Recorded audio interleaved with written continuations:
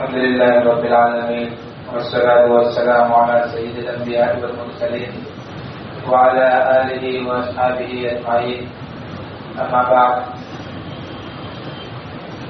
میرے محترم دوستوں اور عزیز ساتھیوں، جیسا کہ آپ سب کو معلوم ہے کہ یہ مہینہ محرم کا مہینہ چل رہا ہے. یہ مہینہ حضور صلی اللہ علیہ وسلم کے پیدائش سے پہلے ہی عظمت والا تھا. جیسا کہ نبوت ملنے سے پہلے بھی 4 مہینے افضل تھے، جس کے اندر سے یہ ایک مہینہ محرم الحرام بھی ہے. ہم سب جانتے ہیں کہ اسلام سے پہلے زمانہ جاہلیت میں کتنی جنگیں ہوتی تھی کہ چھوٹی چھوٹی باتوں پر بڑی بڑی جنگیں جو نسلوں در نسلیں میں چلتی تھی، اور باقاعدہ وصیت کر کے جاتے تھے کہ ان سے ہماری دشمنی ہے، ان سے دشمنی باقی رکھنا. لیکن 4 مہینے ایسے تھے جن کے اندر ان کی جنگیں بند ہو جاتی تھی، جن کے اندر سے ایک مہینہ محرم الحرام بھی ہے.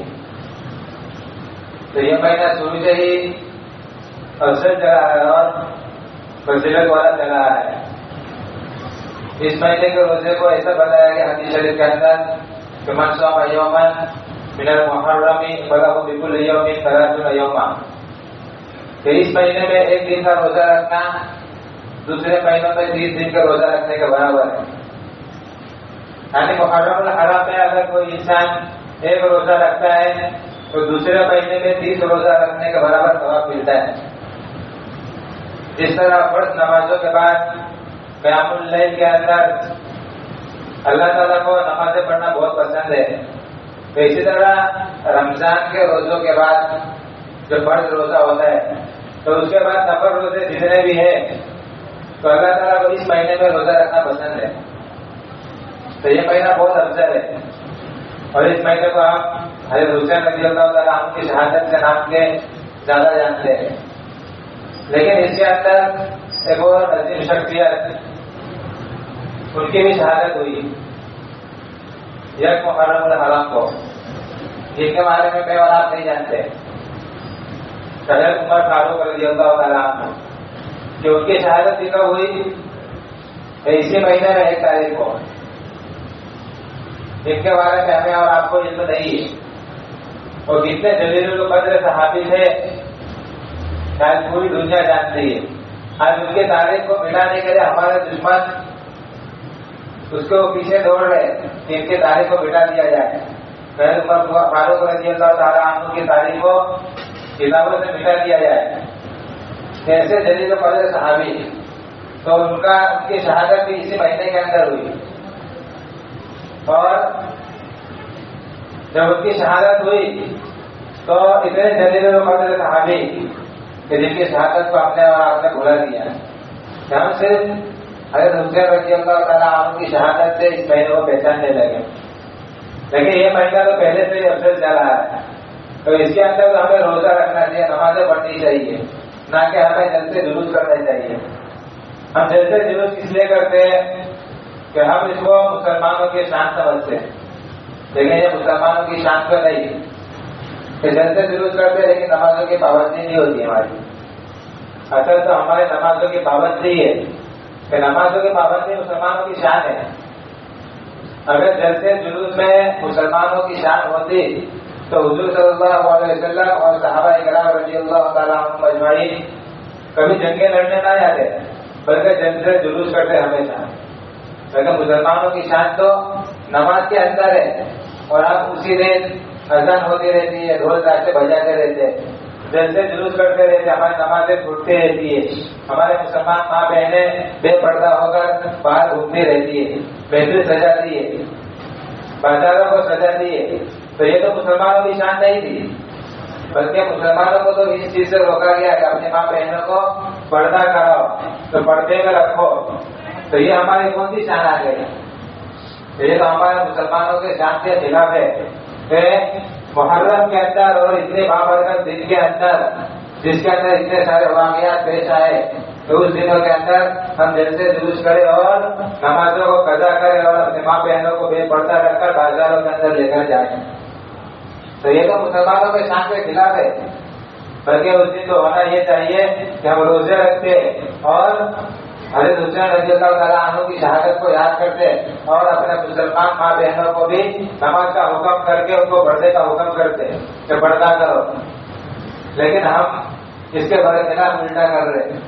تو یہ ہماری شان تو نہیں، بلکہ کیا ہونا چاہیے، ہمارے ماں بہنوں کو اس کے اندر پردے کروانے چاہیے. اللہ تعالیٰ نے جتنے بھی تہوار دیے مسلمانوں کو، جتنی بھی خوشی کے دن دیے، ہر خوشی کے اندر اللہ تعالیٰ نے نماز کا حکم دیا. عید کی خوشی دی، اللہ تعالیٰ نے سب سے پہلے کہا کہ پہلے نماز پڑھو، اس کے بعد خوشی مناؤ، یہ تمہارا خوشی کا دن ہے. بقرعید کا حکم دیا، بقرعید کی خوشی آئی تو اللہ تعالیٰ نے 2 رکعت نماز واجب کیے. تو یہ ہمارا تیسرا تہوار کون سا آ گیا؟ بلکہ اللہ تعالیٰ کی طرف سے جتنے بھی خوشی کے دن ہیں کیا ہوگا، شکریہ کا نماز ادا کرو، اس کے بعد خوشی مناؤ. اور محرم کے دنوں میں تو الگ سے کوئی نمازیں فرض نہیں، بلکہ ہفتے کے اندر بھی جب جمعہ کو ہفتے کی عید بتائی گئی تو جمعہ کو بھی ہمارے لیے نماز رکھی گئی کہ روزانہ ہم 4 رکعت ظہر پڑھتے تو جمعہ کے دن 2 رکعت پڑھے. تو یہ بھی ہماری نماز، اس کے اندر بھی ہمیں نماز کا حکم دیا گیا. اگر کوئی بھی خوشی کا دن ہمیں نماز سے روکا نہیں گیا، اور ہم تو محرم میں اتنے خوش ہو جاتے ہیں، اتنے اپنے خوشی کے اندر مگن ہو جاتے ہیں کہ نمازوں کو ہی بھول جاتے ہیں. جو پورے سال پابند نہیں کرتے ان کی بھی نمازیں قضا ہونے لگتی. تو یہ تو مسلمانوں کی شان نہیں تھی، بلکہ مسلمانوں کی شان تو یہ ہونی چاہیے کہ اگر ہمارا کوئی ایسا دن ہے تو اس کے اندر ہم نمازوں کی زیادتی کرتے، بلکہ روزانہ 4 رکعت پڑھتے تو اس دن 8 رکعت پڑھے. تو یہ مسلمانوں کی شان ہے کہ اللہ کی بارگاہ میں شکریہ کی نماز پڑھے، صلاۃ الحاجت کی نماز پڑھے، کوئی پریشانی ہے تو اس سے مانگنے کی نماز پڑھے. مسلمانوں کی شان تو یہ تھی کہ اللہ تعالیٰ نے فرمایا وَاسْتَعِينُوا بِالصَّبْرِ وَالصَّلَاةِ کہ تم اللہ سے نماز اور صبر کے ذریعے مدد حاصل کرو چاہے کوئی بھی پریشانی ہو. اور یہ مہینہ تو اتنا افضل ہے کہ نماز روزے رکھے اور ہم نے جتنے برا کیے اس کے اندر اللہ سے توبہ استغفار کرے. کہ امت کو جو خصوصیت دی گئی کہ یہ امت ایک مرتبہ اللہ سے معافی مانگے گی، اللہ سے توبہ کرے گی، اس امت کو بخش دیا جائے گا. یہ اس امت کا کوئی بھی انسان، حضرت آدم علیہ السلام کا ہم سنتے کہ ان سے غلطی ہوئی ہے، بھول ہوئی، تو انہوں نے کتنے سالوں تک توبہ کی تو جا کر ان کی توبہ قبول ہوئی. تقریباً 40 برس لگ گئے ان کی توبہ قبول ہونے میں.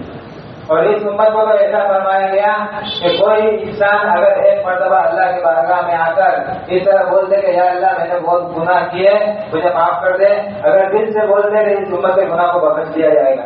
تو یہ اس امت کی تو یہ خصوصیت ہے.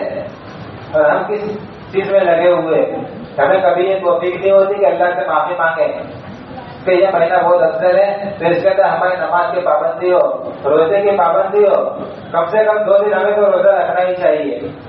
جیسے بتایا گیا کہ 1 دن کا روزہ دوسرے مہینوں کے مقابلے میں 30 روزے کے برابر ہے رمضان کے علاوہ. تو کتنی فضیلت رکھتا ہے یہ مہینہ.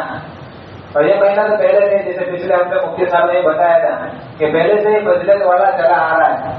حضرت آدم علیہ السلام سے لے کر حضور صلی اللہ علیہ وسلم تک تو جتنے واقعات پیش آئے محرم الحرام میں پیش آئے، بہت بڑے بڑے واقعات پیش آئے. حضرت آدم علیہ السلام کی توبہ محرم الحرام میں قبول ہوئی. حضرت علیہ السلام کی کشتی کو جو نجات ملی، جو پہاڑی پر جا کر رکی، وہ بھی 10 محرم کو جا کر رکی. ایسے بہت سارے واقعات ہیں جو پہلے سے ہی چلے آ گئے. اور حضرت حسین رضی اللہ عنہ کی شہادت کا واقعہ بھی اس محرم کو ہی پیش آیا ہے. تو ہم کو اس مہینے کی خصوصیت صرف حضرت حسین رضی اللہ عنہ کی شہادت کی وجہ سے نہیں جانتے، بلکہ یہ تو پہلے سے ہی چلا آ رہا ہے، یہ پہلے سے اس کی فضیلت ہے. حضرت حسین رضی اللہ عنہ کی شہادت تو حضور صلی اللہ علیہ وسلم کو پہلے سے ہی دی جا چکی تھی کہ حضور صلی اللہ علیہ وسلم کے پاس جب ایک فرشتہ آیا تو حضور صلی اللہ علیہ وسلم نے حضرت سلمہ رضی اللہ تعالیٰ عنہ کو فرمایا کہ ایک فرشتہ آنے والا ہے، اس کمرے کے اندر کسی کو داخل مت ہونے دینا ہے. سلمہ رضی اللہ تعالیٰ عنہ دروازے پر کھڑی رہی، پہرا دیتی رہی. حضور صلی اللہ علیہ وسلم اندر تشریف لے گئے. پیچھے سے حضرت حسین رضی اللہ تعالیٰ عنہ آئے اور حضور صلی اللہ علیہ وسلم کے پاس جانے لگے. حضرت سلمہ نے ان کو روکا لیکن وہ رونے لگے تو پھر چھوڑ دیا. پھر جب حضور صلی اللہ علیہ وسلم کے پاس حضرت حسین رضی اللہ تعالیٰ عنہ پہنچے تو حضور صلی اللہ علیہ وسلم دھاڑے مار مار کر رونے لگے، ایک دم پھوٹ پھوٹ کر رونے لگے۔ جب حضرت ام سلمہ نے پوچھا کہ حضور کیا واقعہ ہے، کیا منظر پیش آیا، تو حضور صلی اللہ علیہ وسلم نے فرمایا کہ جو فرشتہ آیا تھا مجھے حسین کے بارے میں کہہ کر گیا کہ اس کی شہادت ہونے والی ہے اور اس دن ہونے والی ہے، اور جہاں ہونے والی ہے وہ مٹی بھی مجھے بتائی۔ تو یہ چیز تو پہلے سے ہے، لیکن حضور صلی اللہ علیہ وسلم نے کبھی خوشی نہیں بنایا، کبھی غم بھی نہیں بنایا، بلکہ جو معمول تھا اسی معمول پہ چلے رہے۔ کیا حضور صلی اللہ علیہ وسلم سے زیادہ محبت نہیں ہو سکتی ہمیں؟ تو جب حضور صلی اللہ علیہ وسلم نے جس چیز کو نہیں کیا اس چیز کو ہم کیسے کر سکتے ہیں؟ نہ حضور صلی اللہ علیہ وسلم نے کیا، نہ حضور صلی اللہ علیہ وسلم کے بعد کسی صحابی نے کیا، بلکہ ان کے والد حضرت علی رضی اللہ تعالیٰ عنہ انہوں نے بھی کچھ نہیں کیا، بلکہ ہر کسی کو معلوم تھا۔ اسی طرح حضرت عمر فاروق رضی اللہ تعالیٰ عنہ جن کی تاریخ ہم لوگ میں سے بہت کم لوگوں کو معلوم ہے کہ اتنے جلیل القدر صحابی کہ جن کے بارے میں حضور صلی اللہ علیہ وسلم نے فرمایا کہ لو کان بعدی نبی لکان عمر، کہ میرے بعد اگر کوئی نبی ہوتا تو وہ عمر ہوتا۔ اتنے جلیل القدر صحابی جس کو حضور صلی اللہ علیہ وسلم نے اللہ سے مانا، کہ جس کے بارے میں حضور صلی اللہ علیہ وسلم نے دعا کی یا اللہ کہ عمر بن ہشام کو دے دے یا عمر بن خطاب کو اسلام میں داخل کر دے۔ تو یہ تو اللہ سے مانگنے سے ملے اتنے جلیل القدر صحابی جن کی شہادت ایک تاریخ ہوئی ان کو ہم نے بھلا دیا، ان کی بھی تاریخ ہمیں یاد کرنی چاہیے۔ حضرت حسن بصری رحمۃ اللہ علیہ فرماتے ہیں کہ عمر کے واقعات سے، عمر کے ذکر سے اپنی محفل کو سجایا کرو۔ عمر رضی اللہ تعالیٰ عنہ کا نام سنتے ہیں، ان کے واقعات سنتے ہیں تو ہمارا ایمان تازہ ہو جاتا ہے۔ تو ایسے لوگوں کی محفل ہمیں لگانی چاہیے، بلکہ نہ کہ کسی انگریزوں کی، کسی یہودی کی محفل۔ ہماری محفل اب یہودیوں کے طریقے پر لگتی ہے، ناچ گانے بجانے کے، ڈھول تاشے وغیرہ کے۔ تو ہماری محفل تو الگ تھی کہ حضور صلی اللہ علیہ وسلم کی محفل لگائی جاتی، حضرات صحابہ اکرام رضی اللہ تعالیٰ عنہ کی محفل لگائی جاتی، لیکن ہم کہاں بھٹک کر چلے گئے؟ تو ہمیں ان صحابہ کے واقعات سے اپنی محفل کو سجانا چاہیے۔ حضرت عمر رضی اللہ تعالیٰ عنہ جن کے بارے میں ہم سب جانتے ہیں، اتنے جلیل القدر صحابی کہ جب ان کے شہادت کا وقت آیا تو اپنے موت کے بعد آنے والے واقعات سے ڈر رہے تھے کہ میرا کیا ہوگا۔ جب حضرت علی رضی اللہ تعالیٰ عنہ نے ان کو دیکھا کہ ڈر رہے تو حضرت علی رضی اللہ تعالیٰ عنہ نے فرمایا کہ عمر تم موت سے ڈر رہے ہیں، کہ عمر تم موت سے ڈر رہے ہیں کہ موت آنے والی ہے۔ حضرت عمر رضی اللہ تعالیٰ عنہ نے فرمایا میں موت سے نہیں بلکہ موت کے آنے والے واقعات سے ڈر رہا ہوں کہ موت کے بعد میرا کیا ہوگا، کہ موت کے بعد میں جنت میں جاؤں گا یا جہنم میں جاؤں گا۔ جتنے جلیل القدر صحابی ڈر رہے جن کے بارے میں لوگ آبادی نبی لکان عمر کا فرمان ہے، تو ہم اور آپ کہاں گئے؟ ہم اپنے آپ کو دیکھیں کہ ہمارا ایمان کس درجے پر ہے، کہ ہماری نمازیں کتنی ہوتی ہے، ہمارے روزے کتنے ہوتے ہیں۔ اتنے بڑے صحابی کہ جب منافقوں کی فہرست حضرت حذیفہ رضی اللہ تعالیٰ عنہ کو دی گئی اور امانت کے طور پر دی گئی، تو حضور صلی اللہ علیہ وسلم کے انتقال کے بعد جب حضرت عمر رضی اللہ تعالیٰ عنہ حضرت حذیفہ کے پاس پہنچے تو منافقوں کی لسٹ میں اپنے آپ کو تلاش کر رہے تھے۔ فرمایا کہ حذیفہ میں یہ نہیں پوچھتا کہ منافقوں کی لسٹ میں کون کون ہے، تو صرف اتنا بتا دے کہیں میرا نام تو نہیں منافقوں کی لسٹ میں۔ تو اتنے جلیل القدر صحابی اتنا ڈر رہے اپنے ایمان کے بارے میں، اتنے اعمال کرنے کے بعد، اتنے فرمان، اتنے خوشخبری سننے کے بعد، اشرا مبشرہ میں سے ہونے کے بعد، جن 10 صحابہ کو دنیا کے اندر جنت کی خوشخبری دی گئی ان میں سے ایک یہ بھی ہے کہ حضرت عمر رضی اللہ تعالیٰ عنہ۔ اس کے باوجود اپنے ایمان کے بارے میں ڈر رہے کہ کہیں میرا ایمان منافق تو نہیں ہے، میں منافق تو نہیں کسی اوپر کا مسلمان اندر کے کافر۔ تو وہ ایسے تو ہمیں اور آپ کو کتنی فکر کرنی چاہیے ایمان کے بارے میں کہ ہمارا ایمان کون سا ہے۔ حضور صلی اللہ علیہ وسلم نے فرمایا کہ ایمان کے 3 درجے، ایمان کے صرف 3 درجے۔ ایک یہ کہ کسی کو اگر برا کرتے دیکھو تو اس کو اپنے ہاتھ سے روکو اگر طاقت ہے تو، اگر اتنی طاقت نہیں تو کم سے کم اس کو زبان سے لوگوں کہ بھائی یہ چیز غلط ہے، اس کو نہیں کر سکتے، یہ ہماری شریعت میں جائز نہیں ہے، اور اتنا بھی نہیں کر سکتے تو کم سے کم غلط کرنے والوں کو ہم غلط سمجھے، یہ چیز غلط ہے، یہ نہیں کر سکتے۔ اگر یہ بھی ہمارے اندر نہیں ہے تو اس سے نیچے ایمان کا کوئی درجہ ہی نہیں۔ تو ہم اپنے آپ کے اندر دیکھیں کہ ہمارے اندر ایمان کا کوئی درجہ ہے بھی یا نہیں، کہ جنت کے وعدے جتنے ہیں وہ ایمان کو بچا کر لے کر جانے کے اوپر ہے۔ ایمان ہی ہمارے پاس نہیں ہے تو پھر ہمیں جنت کہاں سے ملے گی؟ تو ہمیں اپنے ایمان کے بارے میں فکر کرنے کی ضرورت ہے کہ ہمارا ایمان کون سے درجے پر ہے، کہ کم سے کم آخری درجے پر بھی ہے یا نہیں، کہ ہم کسی کو غلط کرتے دیکھتے ہیں تو ہمیں غلط محسوس ہوتا بھی ہے یا نہیں، کہ یہ چیز غلط ہے یا صحیح ہے، بلکہ ہم لوگوں کو غلط کرتے دیکھتے ہیں تو اس کے اندر خوش ہوتے ہیں کہ یہ چیز بہت اچھی ہو رہا ہے، بلکہ اس کو روکے اور نہیں روک سکے کم سے کم اس کو اپنے دل کے اندر برا سمجھے گا، یہ چیز غلط ہے، ایسا ہمارے اسلام کے اندر جائز نہیں۔ ابھی ہمارے شریعت کے اندر ایسی ایسی رسومات، ایسی ایسی بدعات شروع ہو گئی جن کو ہم بدعت سمجھتے ہی نہیں، جن کو ہم رسم رواج سمجھتے ہی نہیں، بلکہ اس کو ضروری سمجھتے ہیں۔ یہ چیز ہمارے اندر نہیں ہونی چاہیے، بلکہ ہمارا اسلام تو ایسا ہے کہ حضور صلی اللہ علیہ وسلم جب تنہا ہے تو ایک صحابی بنے، پھر 2 صحابی بنے، اور جنہوں نے جب حضور صلی اللہ علیہ وسلم کے طریقوں کو اپنایا تو پوری دنیا پر غالب آ گئے۔ شروع میں جب اسلام لے کر آئے تو چند صحابہ تھے، لیکن انہوں نے حضور صلی اللہ علیہ وسلم کے طریقے کو اپنایا، اللہ کے حکام کو مضبوطی سے تھامے رکھا تو اللہ نے ان کو ایسا غالب کیا دنیا کے اوپر کہ پوری دنیا آج یاد کر رہی ہے۔ لیکن یہ سب کب ہوا؟ جب اللہ کے حکام کو تھامے رکھا اور حضور صلی اللہ علیہ وسلم کو طریقے کو اپنائے رکھے۔ آج ہم نے اللہ کے حکام کو ہی بھلا دیا اور حضور کے طریقوں کو ہی بھلا دیا، اس لیے آج ہم ذلیل ہو گئے اور عزت بھی تھی ہماری ذلت ہو رہی ہے۔ کیوں؟ ہم نے حضور کے طریقے کو بھلا دیا، ہمارے لباس چینج ہو گئے، ہمارے رہنے سہنے کے طریقے، اٹھنے بیٹھنے کے طریقے، سب طریقے غیروں کے طریقے پر ہو گئے۔ یہودیوں کے طریقے پر ہم سوتے، ہم کھاتے پیتے اٹھتے بیٹھتے، سب غیروں کے طریقے پر ہے۔ پھر ہماری زندگی میں کامیابی کہاں سے آئے گی؟ کامیابی تو حضور صلی اللہ علیہ وسلم کے طریقوں کے اندر ہے، اللہ کے حکام کو مضبوطی سے تھامنے کے اوپر ہے۔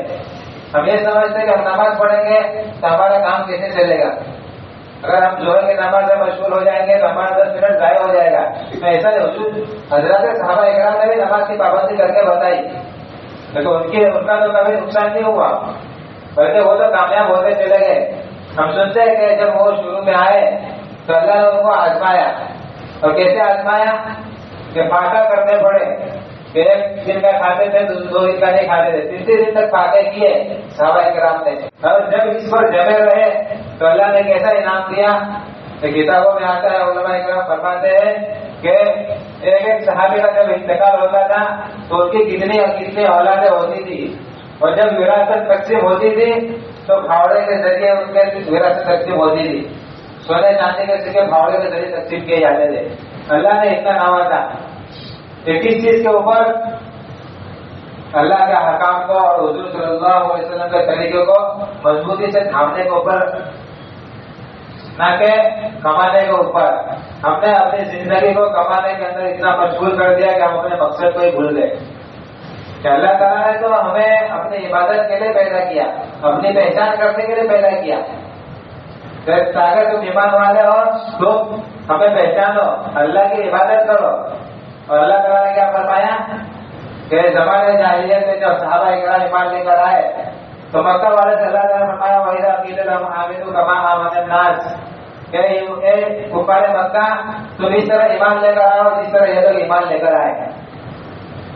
کفار مکہ نے جواب دیا کما آمن الناس کما آمن السفہاء، کہ ہم بیوقوفوں کی طرح ایمان لے کر آئے۔ تو اللہ نے ان کو کیا کیا؟ پھر ذلیل کر کے ان کو نیست و نابود کر دیا۔ اب کوئی ماں باپ اپنے بچے کا نام ابو جہل رکھنے کو تیار ہے، کیوں؟ ہر کسی کو معلوم ہے کہ یہ ذلیل نام ہے۔ تو اللہ تعالیٰ کے مقابلے میں جو بھی آیا اللہ تعالیٰ نے ان کو کیسا ذلیل کیا؟ ایسا ذلیل کیا کہ کوئی ماں باپ اپنے بچے کا نام رکھنے کو بھی تیار نہیں ہے۔ دوسری جگہ اللہ تعالیٰ نے فرمایا یا ایھا الذین آمنوا توبوا الی اللہ توبۃ نصوحا، کہ ایمان والو تم سچی پکی توبہ کرو۔ اور کیسی پکی توبہ؟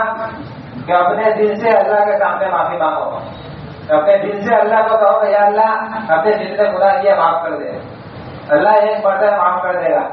حدیث پاک کے اندر آتا ہے جس کا محبوبہ خلاصہ ہے کہ ایک سچا پکا مومن جب ایک مرتبہ اپنے دل کی گہرائی سے اللہ تعالیٰ سے معافی مانگتا ہے تو چاہے اس کو کتنے برس سے گناہ ہو، پوری زندگی بھی گناہ میں گزرتی ہو، اللہ تعالیٰ ایک مرتبہ معافی مانگنے پر اس کی گناہوں کو معاف کر دیتے ہیں۔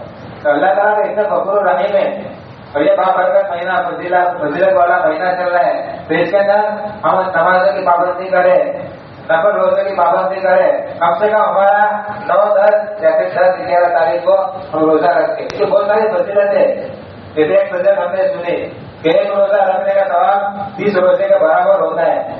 اور ہم کیا کریں، معافی بھی مانگے اللہ تعالیٰ سے، جتنے بھی گناہ ہوئے آگے کی زندگی میں اللہ کا حکم کے مطابق، اللہ کے کہنے کے مطابق اور حضور صلی اللہ علیہ وسلم کے طریقے کے مطابق گزاریں گے۔ اللہ تعالیٰ کہیں سنی باتوں پر عمل کرنے کی توفیق نصیب فرمائے۔